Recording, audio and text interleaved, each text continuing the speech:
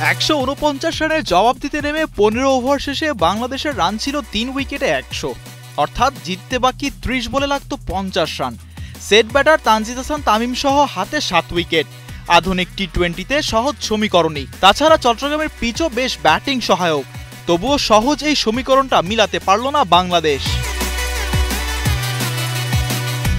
দারুণ অবস্থানে থাকা বাংলাদেশ শেষের ওভারগুলোতে তালগোল পাকিয়ে ফেললেন। জাকের আলী অনিক আজও ব্যর্থ।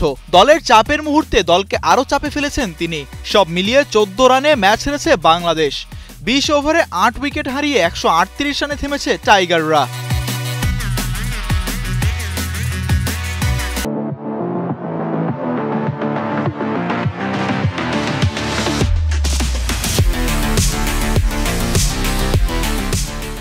এই হারে 3 ম্যাচের টি-20 সিরিজটা জিতে নিল ওয়েস্ট ইন্ডিজ। সিরিজের প্রথম ম্যাচটি জিতেছিল ক্যারিবীয়রা।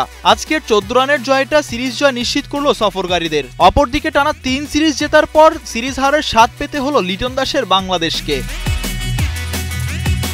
আগে টস জিতে ব্যাট করতে নেমে ক্যারিবীয়রা একসময় ছিল দুর্দান্ত অবস্থানে।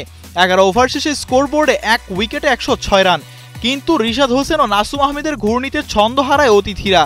শেষ পর্যন্ত 9 উইকেটে 149 রানে থামে ওয়েস্ট ইন্ডিজের ইনিংস। অলিক আথানাজে করেন 33 বলে 52, শাই হোপ 36 বলে 55 রান। বাংলাদেশের হয়ে মুস্তাফিজুর রহমান নেন 3টি আর রিশাদ হোসেন ও নাসুম আহমেদ নেন 2টি করে উইকেট।